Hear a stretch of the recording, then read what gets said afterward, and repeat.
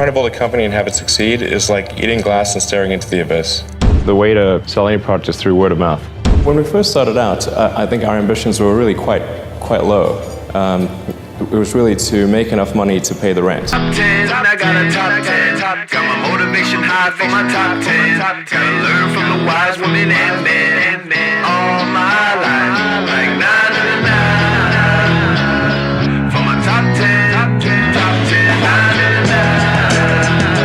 This one's for my top 10. There's a friend of mine who's got a great saying about creating a company, which is trying to build a company and have it succeed is like eating glass and staring into the abyss. So, I mean, what tends to happen is it's sort of quite exciting for the first several months of starting a company, and then reality sets in. Things don't go as well as planned. Customers aren't signing up. The technology or the product isn't working as well as you thought. And then that can sometimes be compounded by a recession, and it can be very, very painful for several years. So I think, frankly, starting a company, I would advise people to have a high pain tolerance. How, aside from making great products, how do you get people excited about Tesla? There's a lot of people I know and that I talk to who are just intrigued and interested and excited about Tesla as a company. The thing I really focus on at Tesla is like really put all of our money into and attention into trying to make the product as compelling as possible. So, because I think that really the way to sell any product is through word of mouth. So if somebody gets the car, they really like it, and actually the key is like to have a product that people will love. And generally people, if they're at a party or talking to friends or whatever, you'll talk about the things that you love. But if you just like something, it's okay. You're not going to care that much. But if you get love the reactions from the highs and the lows, so you got to make sure people really love it. You're going to talk, and then that'll generate word of mouth. And that's basically how our sales have grown. Like we don't spend any money on advertising or endorsements or so anyone like buys our car, they just bought it because they like the car, and it's genuine. It do happen. You sold it and. And bought the McLaren, and if I'm not mistaken, you invested most of that money into your next venture, X.com. That's right. Most of the funds went into X.com, which was later renamed PayPal, and that worked out pretty well. It worked out pretty well, but looking back on it, because you put a lot of your eggs in that basket. Would you advise entrepreneurs to roll the bones quite the way you did? Yeah, absolutely. I think so. I think it's worth investing your own capital in what you do. I don't believe in the sort of other people's money thing. I think if you're not willing to put your own assets at stake, then you shouldn't ask other people to do that. Think too much about what competitors are doing. Just because I think it's important to be just focused on making the best possible products. It's sort of maybe analogous to what they say about if you're in a race. Don't worry about what the other runners are doing. Just run. 47. What is the likelihood that you personally will go to Mars? 70%. We've recently made a number of breakthroughs that I'm just really fired up about. And when does that happen? In our lifetimes? Yeah. I'm talking about moving there. So it's like if you get the price per ticket maybe around $200,000. This could be an escape hatch for rich people. No, your probability of dying on Mars is much higher than Earth. Really, the ad for going to Mars would be like Shackleton's ad for going to the Antarctic. It's going to be hard. There's a good chance of death. Going in a little can through deep space. You might land successfully. Once you land successfully, there will be you'll be working nonstop to build the base. So not much time for leisure. And once you get there, even after doing all this, it's a very harsh environment, so there's a good chance you die there.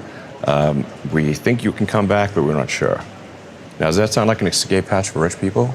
And yet you would unhesitatingly go. There's lots of people that climb mountains. Why do they climb mountains? Because people die on Mount Everest all the time. They like doing it for the challenge.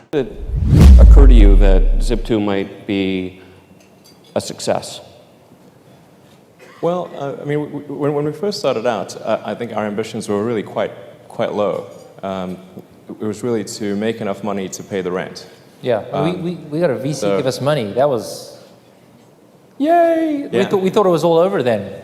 Yeah, it was pretty crazy. I mean, when we started out in '95, we literally, at the beginning, we had one computer, which would be the web server during the day, and then at night, I'd program on it. And we'd sleep in the office. Yeah, we couldn't afford to have an apartment. It was cheaper to rent the office than to rent an apartment, so we just rented the office and slept in the office and showered at the YMCA. Showered at the YMCA.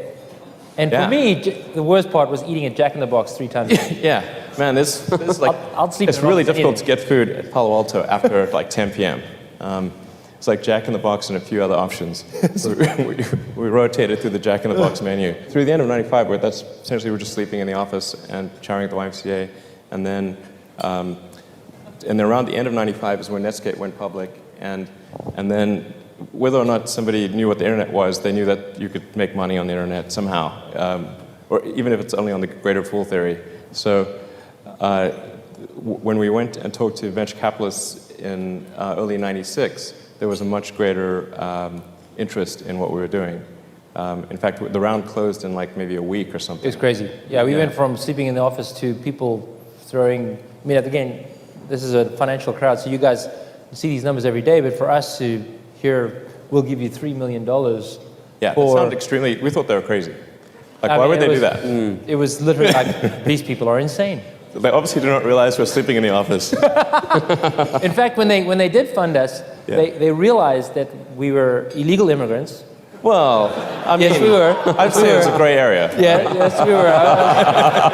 We were illegal immigrants. We were sleeping in the office. We didn't have a car. We had one car, but the wheel kept falling off. But, well, actually, yeah, the wheel did actually fall off the car. Yes, exactly. And the venture capitalists actually bought us cars. Yeah, well, they gave us 40 grand.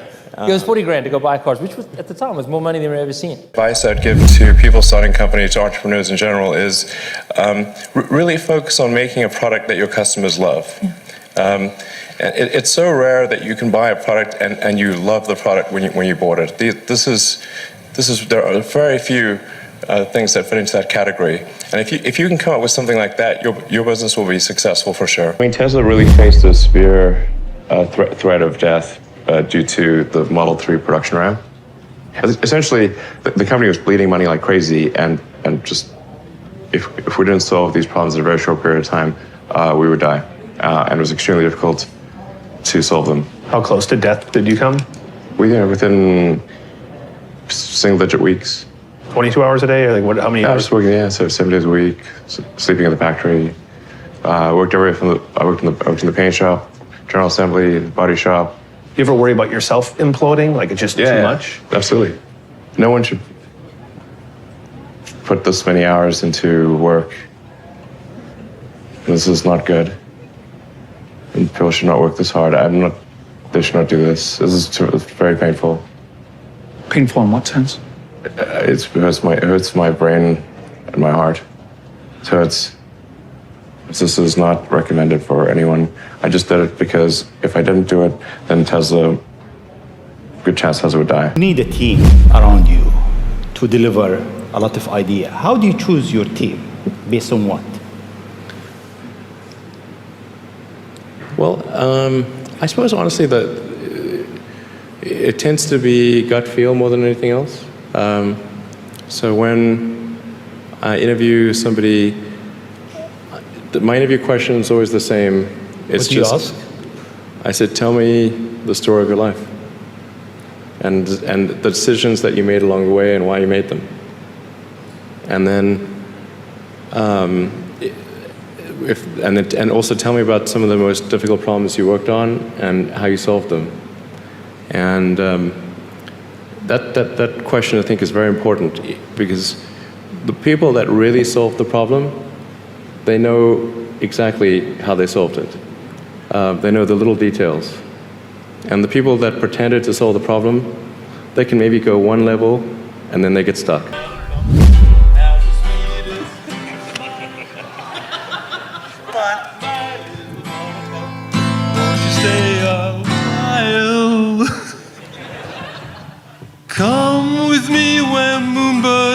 the sky. And then you'll walk with me along the by. Okay, all together now. My little buttercup. My little buttercup. Has the sweetest.